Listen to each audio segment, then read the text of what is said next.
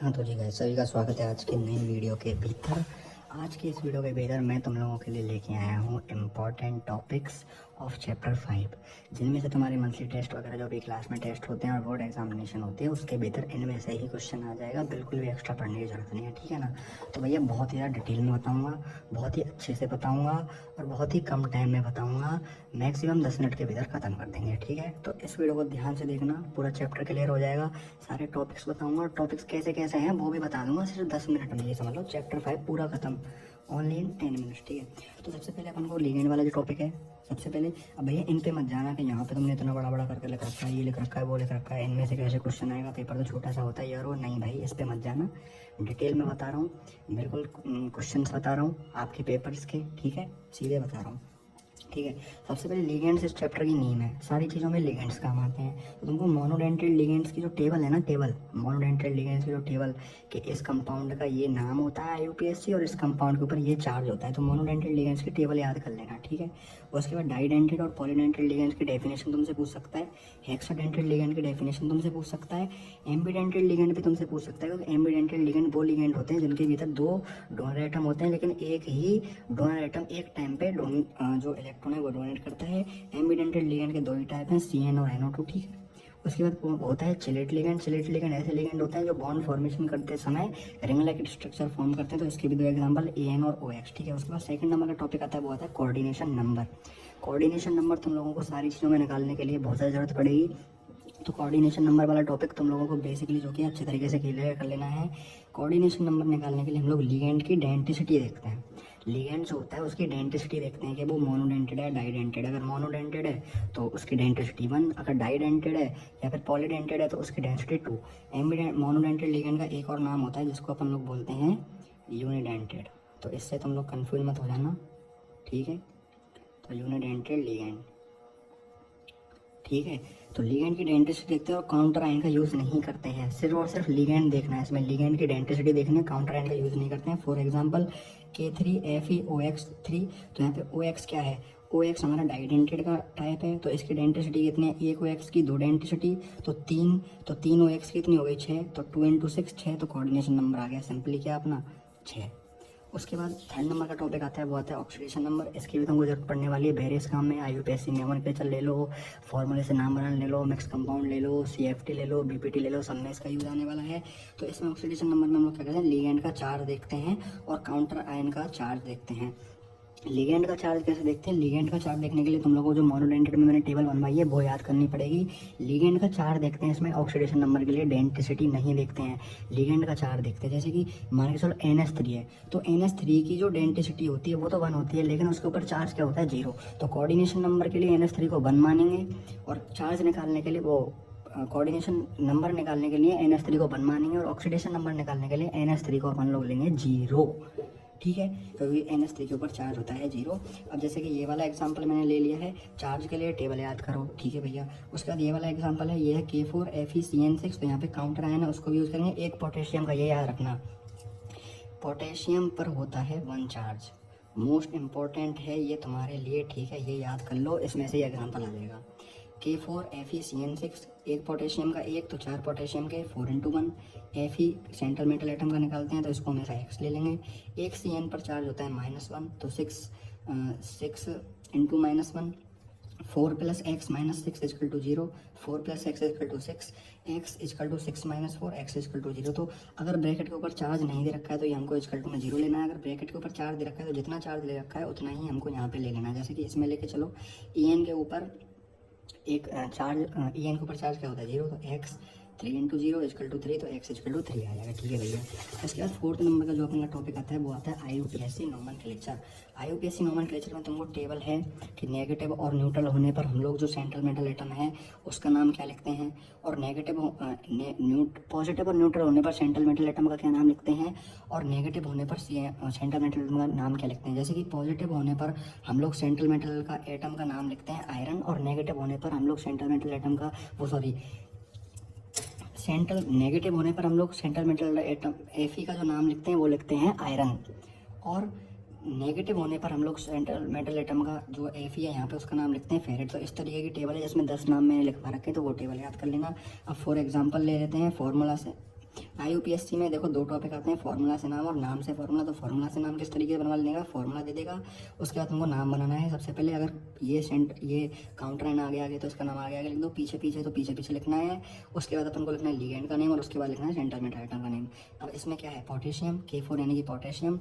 उसके बाद यहाँ पे ये CN है 6 तो हेक्सासाइनेट। उसके बाद Fe, क्योंकि ये ब्रैकेट जो कि ये नेगेटिव है, ये ब्रैकेट कैसा है, नेगेटिव, क्योंकि यहाँ पे काउंटर आयन जो कि है वो लेफ्ट में है। अगर लेफ्ट में होगा तो ब्रैकेट नेगेटिव और राइट में होगा राइट में होगा काउंटर आयन तो ब्रैकेट पॉजिटिव। तो ये ब्रैकेट है नेगेटिव, तो इसलिए हम लोग यहाँ पे क्या ले लेंगे, फेरेट। ठीक है, अगर पॉजिटिव होता है ब्रैकेट तो हम इसको लेते हैं आयरन। अब यहाँ पे जो ये सेकंड लिखते हैं इसको हम लोग लिखते हैं ऑक्सीडेशन नंबर। तो काउंटर और ये इसका IUPAC नाम लिखने से पहले तुमको ऑक्सीडेशन नंबर निकालना पड़ेगा। अब नाम से फॉर्मूला किस तरीके से बनाते हैं, जैसे कि ये दे रखा है dichloro base ethane 1,2 diamine cobalt third. तो नाम से फॉर्मूला बना देंगे। सबसे पहले डाइक्लोरिडो है तो क्लोरिडो लिख दिया, बेस इथेन है, बेस इथेन यानी कि 2 इथेन है तो 2 इथेन 1,2 डाइएमीन यानी कि EN2 कोबाल्ट है तो कोबाल्ट लिख दिया। उसके बाद इसकी जो है उस हिसाब से अपन लोगों ने ये कर दिया पूरा का पूरा। ठीक है, उसके बाद 5th नंबर का टॉपिक आता है, वो आता है IUPAC नोमेनक्लेचर और मिक्स कंपाउंड। मिक्स कंपाउंड ऐसे होते हैं जिसमें पहला ब्रैकेट पॉजिटिव दूसरा ब्रैकेट नेगेटिव है। NCERT के भीतर यही एक एग्जाम्पल है तो यही आ सकता है। तो इसमें सबसे पहले ऐसे नाम लिख दो। ठीक है, तो ये सिंपल चीज़ है। 6th नंबर का जो क्वेश्चन आएगा वो आएगा वर्नर थ्योरी से। राइट प्राइमरी क्वेश्चन आएगा वो इस तरीके से आएगा, right primary and secondary valency of metal atom in following compound. तो प्राइमरी बैलेंसी होती है वो ऑक्सीडेशन नंबर के इक्वल होती है, सेकेंडरी बैलेंसी होती है वो सेकंड कोऑर्डिनेशन नंबर के इक्वल होती है। तो सबसे पहले क्या करेगा, वो एक कंपाउंड दे देगा, कॉम्प्लेक्स दे देगा, उसकी प्राइमरी बैलेंसी और सेकेंडरी बैलेंसी निकाल देना। प्राइमरी बैलेंसी के लिए ऑक्सीडेशन नंबर निकाल देना और सेकेंडरी बैलेंसी के लिए कोऑर्डिनेशन नंबर निकाल देना, सिंपल। उसके बाद ये क्वेश्चन इस तरीके से दे सकता है कि ये एक लंबी सी रिएक्शन दे देगा, उसके बेसिस पे तुमसे पूछेगा प्राइमरी बैलेंसी बताओ सेकेंडरी बैलेंस बताओ। सबसे पहले क्या करना है, इस पूरी रिएक्शन का फॉर्मूला लिखना है। फॉर्मूला किस तरीके से लिखोगे, जितने मोल Cl यहाँ पे बन रहा है उतने Cl तुम लोग ब्रैकेट के बाहर दे लोगे। अब यहाँ से अगर 3 Cl हम लोगों ने ब्रैकेट के बाहर रख लिए हैं, यहाँ पे 3 AgCl बन रहे हैं, मतलब 3 Cl बन रहा है, तो यहाँ पे इसमें से 3 Cl अपन लोग बाहर ले लेंगे। अब क्या बचा 6NH3, तो ये लिगेंड के रूप में लिख दिया और CO है तो उसको अपन लोगों ने यहाँ पे लिख दिया। ठीक है, उसके बाद नेक्स्ट अपना टॉपिक आता है वो आता है 7 नंबर का BPT यानी बैलेंस बॉन्ड थ्योरी। अब इसमें क्वेश्चन कैसे दे सकता है, इसमें 2 फॉर्म होते हैं, एक तो डायरेक्ट फॉर्म होता है और एक इनडायरेक्ट फॉर्म होता है। डायरेक्ट फॉर्म में वो तुमसे क्वेश्चन पूछेगा explain on the basis of BPT right hybridization geometry complex nature and magnetic nature of the following complex. अब ये तुम्हारी NCERT के भैया 4 ही एग्जाम्पल है, बिल्कुल रट लो, याद कर लो, कुछ भी कर लो, टेबल याद कर लेना। इसके निकालने के लिए देखो टेबल की जरूरत पड़ती है। कोऑर्डिनेशन नंबर 4 है और कोऑर्डिनेशन नंबर 6। अब जैसे सबसे पहले स्टेप मैं तुमको बता देता हूँ इसमें क्या क्या करना होता है। सबसे पहले कोऑर्डिनेशन नंबर देखो, अगर कोऑर्डिनेशन नंबर 4 आता है और फिर उसके बाद देखो तुम लोग लिगेंड, अगर लिगेंड सफल है तो उसके लिए पूरी टेबल मैंने बता रखी है, वो डिटेल लिख देना। अगर कोऑर्डिनेशन नंबर 4 है और लिगेंड बफल है तो उसके लिए टेबल बता रखी है, वो डिटेल्स लिख देना। अगर कोऑर्डिनेशन नंबर 6 है और वो सफल है तो उसके लिए पूरी टेबल बता रखी है, वो याद कर लेना। अगर कोऑर्डिनेशन नंबर 6 है और बफल है तो पूरी टेबल बता रखी है, वो यहाँ पे बिल्कुल वैसे ही चीज़ें लिख देना। अब इनडायरेक्ट वे में कैसे क्वेश्चन पूछ सकता है, वो पूछ सकता है explain on the basis of BPT of the following. Simple बस ये लिख देगा BPT के बेसिस पर इस फॉलोइंग को बताओ। तो तुमको सिंपली समझ जाना है कि ये क्या चीज़ पूछ रहा है। तो इनडायरेक्ट वे तुम ऐसे करोगे, यहाँ पे तुमको फॉर्मूला दे देगा, ये जो कॉम्प्लेक्स है ये दे देगा। अब इस कॉम्प्लेक्स का सबसे पहले तुम लोग कोऑर्डिनेशन और ऑक्सीडेशन नंबर निकाल दोगे। स्टेप 2 में देखोगे सफल और बफल लिगेंड के, ये जो लिगेंड है वो सफल है कि बफल है। उसके बाद तुम लोग इलेक्ट्रॉनिक कॉन्फिगरेशन लिखोगे सेंट्रल मेटल एटम का, electronic configuration of central metal atom. उसके बाद तुम लोग बनाओगे ऑर्बिट्स D की, S की, P की और D की। उसके बाद तुम लोग देखोगे D ऑर्बिट में कितने इलेक्ट्रॉन है, D ऑर्बिट में जितने इलेक्ट्रॉन होंगे। उसके बाद तुम लोग देखोगे कि ये सफल है, अगर सफल होगा तो वो इलेक्ट्रॉन्स को पेयर कर देगा, बफल होगा तो वो इलेक्ट्रॉन्स को पेयर नहीं करेगा। उसके बाद तुम लोग कोऑर्डिनेशन नंबर देख के जितने भी कोऑर्डिनेशन नंबर हो उतने खाली बॉक्सेस को तुम लोग कट कर दोगे। 6 कोऑर्डिनेशन नंबर है तो 6 खाली बॉक्सेस को कट कर देना। उसके बाद हाइब्रिडाइजेशन आ जाएगा, जितने भी खाली बॉक्सेज हैं उनके बेसिस पे तुम लोग हाइब्रिडाइजेशन देख लोगे कि एस के कितने खाली हैं, पी के कितने खाली हैं, डी के कितने खाली हैं, तो उस वजह से तुम्हारा हाइब्रिडाइजेशन आ जाएगा। तो हाइब्रिडाइजेशन के बेसिस पे तुम लोगों को डिटेल लिख देनी है, सिंपल सी। ठीक है, उसके बाद 8 नंबर का जो टॉपिक आता है वो आता है CFSE and crystal field splitting energy. तो क्रिस्टल फील्ड स्प्लिटिंग एनर्जी में तुम लोगों को किस तरीके का क्वेश्चन देगा वो, क्रिस्टल फील्ड स्प्लिटिंग एनर्जी में देखो सबसे पहले 2 पॉइंट तुमको समझने पड़ेंगे। SFL की D ऑर्बिटल और WFL की B ऑर्बिटल, यानी सफल की D ऑर्बिटल यानी स्ट्रॉन्ग फील्ड लिगेंड और वीक फील्ड लिगेंड की जो D ऑर्बिट्स होती हैं वो देखो सिंपली मैंने तुमको बताया था ना कि ऐसे होता है। 5 ऑर्बिट्स होती हैं D की, 5 ऑर्बिट्स होती हैं वो इस तरीके से, एक EG और एक T2G, यहाँ पे 3 हो जाएंगी। तो यहाँ पे 1 इलेक्ट्रॉन आया तो नीचे चला जाएगा, 2 इलेक्ट्रॉन आया तो नीचे चला जाएगा। अब क्या होता है सफल में, क्या होता है कि 6 इलेक्ट्रॉन नीचे आ जाते हैं और बचे हुए 4 ऊपर चले जाते हैं। लेकिन बफल में क्या होता है, बफल में क्या होता है, यहाँ पे पहला इलेक्ट्रॉन आएगा, दूसरा यहाँ पे आएगा, तीसरा यहाँ पे आएगा, लेकिन चौथा जो इलेक्ट्रॉन है वो ऊपर चला जाएगा, पांचवा ऊपर चला जाएगा, छठा नीचे आ जाएगा, सातवां नीचे, आठवां नीचे, नौवां ऊपर और 10वां ऊपर। तो इस तरीके से तुम लोगों को जो वो ऑर्बिट्स, डी ऑर्बिट्स की जो टेबल थी वो याद कर लेनी है क्रिस्टल स्प्लिटिंग के लिए। अब इसमें से जो क्वेश्चन आएगा वो तुमको बता देता हूँ, ये डायरेक्ट क्वेश्चन तुम्हारे पेपर में तुमको देखने के लिए मिलेगा, मंथली टेक्स्ट वगैरह में यही क्वेश्चन आएगा, ठीक है ना। और सारी डिटेल्स को बाहर में जाने दो, यही क्वेश्चन आएगा। Explain colour of the TiH2O6 complex on the basis of CFT, और बाई, इस तरीके से भी आ सकता है question, by TiH2O6 so violet colour. तो तुमको इसके लिए क्या करना है, तुमको इसके लिए देखो सबसे पहले क्या करना है, TiH2O6, तो ये क्या है, H2O, एक इसमें क्या है, बताओ।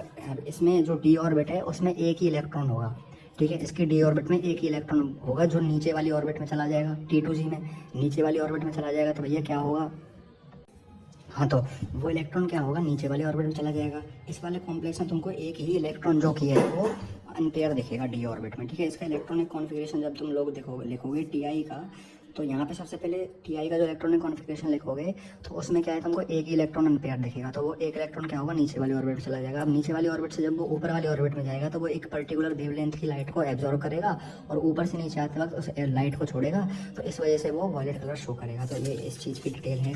उसके बाद नेक्स्ट जो क्वेश्चन आता है वो आता है एप्लीकेशन ऑफ कॉम्प्लेक्स कंपाउंड। ये 7 कॉम्प्लेक्स कंपाउंड की एप्लीकेशन थी, हीमोग्लोबिन हो गया और भी काफ़ी सारी चीज़ें थी। तो इसमें से डायरेक्ट क्वेश्चन क्या पूछेगा, एक नंबर में हीमोग्लोबिन का सेंट्रल मेटल एटम बताओ, या फिर हीमोग्लोबिन का जो कि वर्क बताओ और वर्क, ठीक है। उसके बाद आइसोमेरिज्म की डेफिनेशन याद कर लेना, डेफिनेशन तुम लोगों से पेपर में पूछी जा सकती है। और ये वाला क्वेश्चन तो तुम्हारे पेपर में आएगा ही आएगा। स्ट्रक्चरल आइसोमेरिज्म के 4 टाइप में से कोई भी 2 टाइप्स आएंगे तुम्हारे पेपर में, ठीक है ना। उसके बाद सेकंड जो आता है इस आइसोमेरिज्म, वो ये वाला फॉर्मूला याद कर लेना। ये वाला फॉर्मूला देखिए, इसकी बोलेगा कि इसकी स्ट्रक्चर बनाओ, तो इसकी स्ट्रक्चर तुम लोगों को इस तरीके से बना देनी है। H2O एक बार ऊपर रख देने हैं, उसके बाद क्या होगा, Cl नीचे रख देना है, फेज और मर ऐसे बोलेगा, फेज और मर बनाओ इसके, ठीक है। इसके फेज और मर बनाओ।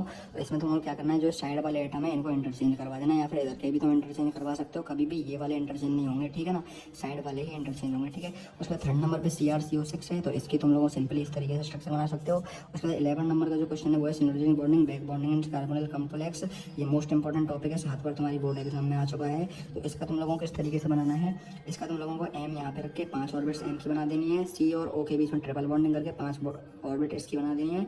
यहाँ से इलेक्ट्रॉन यहाँ पे जाएंगे पाई बॉन्डिंग, यहाँ से इलेक्ट्रॉन यहाँ पे जाएंगे सिग्मा बॉन्डिंग। और इसकी लैंग्वेज जो कि है वो लिख देनी है कि यहाँ पे क्या होगा, सेंट्रल यहाँ पे मेटल कार्बोनिल कॉम्प्लेक्स में क्या होता है जी, वो तुमको लैंग्वेज लिखनी है कि मेटल कार्बोनिल कॉम्प्लेक्स में क्या होता है, सिग्मा और पाई बॉन्ड बनते हैं। सिग्मा बॉन्ड जब बनेगा जब C M को इलेक्ट्रॉन डोनेट करेगा, और पाई बॉन्ड जब बनेगा जब M अपने आउटर ऑर्बिट से C को इलेक्ट्रॉन जो कि है वो डोनेट करेगा।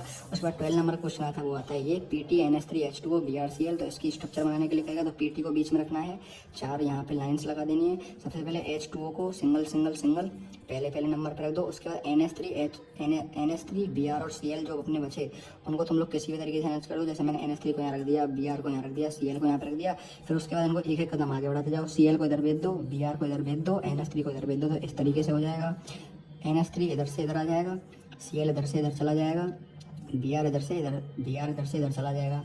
उसके बाद नेक्स्ट तुम लोगों को एक और इसकी बनानी है, ये हो जाएंगे सिस। उसके बाद नेक्स्ट और बनानी है तुमको कि NH3 को एक और बार इधर भेजना है, Cl को ऊपर भेजना है और Br को इधर भेजना है। तो Br इधर से इधर आ जाएगा, NH3 इधर से इधर आ जाएगा, Cl इधर से इधर चला जाएगा, ठीक है। तो ये हो जाएगी सिस और ये हो जाएगी ट्रांसफॉर्म। तो यही था तुम्हारे मेन टॉपिक्स। तो इनमें से तुम्हारे क्वेश्चन जो वो पेपर्स के भीतर आ जाएंगे, तो इन टॉपिक्स को ढंग से कर लेना। अब तुम ये मत कहना भैया तुम लोगों ने क्वेश्चन तो बताया नहीं, भैया तुमने क्वेश्चन तो बताया नहीं, भैया ये क्वेश्चन ही हैं जो मैं बता रहा हूँ, जो तुम्हारे पेपर के भीतर आएंगे, ठीक है। एक क्वेश्चन तो देखो सबसे दोबारा से एक से बता देता हूँ। एक क्वेश्चन तो IUPAC नोमेनक्लेचर कहेगा, फॉर्मूला देके नाम लिखने के लिए कहेगा, ठीक है। उसके बाद क्या कहेगा, उसके बाद ये बर्नर, एक क्वेश्चन आएगा बर्नर थ्योरी से, ठीक है। एक क्वेश्चन आएगा बर्नर थ्योरी से कि प्राइमरी और सेकेंडरी बैलेंस लिखने के लिए कहेगा, ठीक है। उसके बाद एक क्वेश्चन आएगा तुम्हारा बैलेंस बॉन्ड थ्योरी से। बैलेंस बॉन्ड देखो मैं तुम्हारे को बताता जाता हूँ। एक क्वेश्चन आएगा इससे, दूसरा क्वेश्चन आएगा इससे, ठीक है। तीसरा क्वेश्चन आएगा बैलेंस बॉन्ड थ्योरी से। बैलेंस बॉन्ड थ्योरी में वो इनडायरेक्ट, वो जो डायरेक्ट वे है वही पूछेगा, नाम देके कह देगा और इन 4 में से कोई सा एग्जांपल दे देगा, ठीक है। तो एक क्वेश्चन आएगा इसमें 3rd नंबर का, ठीक है। फोर्थ नंबर का जो क्वेश्चन आएगा वो आएगा CFSE से, जिसमें वो इस कॉम्प्लेक्स का कलर पूछेगा। तो फोर्थ नंबर का क्वेश्चन ये हो गया, जिसमें वो ये पूछेगा TiH2O6 है वो वायर कलर क्यों शो करता है। तो ये तुम लोग अपने नोटों में देख लेना, या फिर मैंने जो क्लासेस लगाई हैं उनमें जो PDF है उसमें से देख लेना। 7 और 4 क्वेश्चन हो गए अपने। 4 क्वेश्चन में से फिफ्थ नंबर का क्वेश्चन आएगा, इसमें से एप्लीकेशन ऑफ कॉम्प्लेक्स कंपाउंड। इसमें जो 7 टाइप्स हैं उन 7 टाइप्स में से कोई सा भी टाइप देगा तुमसे पूछेगा इसका सेंट्रल मेटल एटम क्या है। उसके बाद एक क्वेश्चन आएगा, अब उसके बाद 2 क्वेश्चन आएंगे आइसोमेरिज्म में से, ठीक है। 2 क्वेश्चन आएंगे आइसोमेरिज्म में से। स्ट्रक्चरल आइसोमेरिज्म के 4 टाइप्स में से 2 आएंगे, ठीक है। 2 क्वेश्चन आएंगे आइसोमेरिज्म में। 6th और 7th नंबर का क्वेश्चन आएगा स्ट्रक्चरल आइसोमेरिज्म के 4 टाइप्स है ना, जो लिंकेज आइसोमर्स, हाइब्रिड आइसोमर्स, वो वाले, उनमें से कोई से 2 टाइप आएंगे, वो तुमको मैंने डिटेल में बताया है। तो वो तुम याद कर लेना। और एक क्वेश्चन आ सकता है ये वाला, मतलब इसके 50% चांस हैं कि ये वाला क्वेश्चन आ जाए, तो ये वाला क्वेश्चन याद करना। तो यही तुम्हारे 7-8 क्वेश्चन है जो इस चैप्टर में से आने वाले हैं। तो अगर तुमको वीडियो पसंद है, वीडियो पसंद नहीं, लाइक करना, चैनल को सब्सक्राइब करना। चलो मिलता हूँ नेक्स्ट वीडियो, तब तक टेक केयर।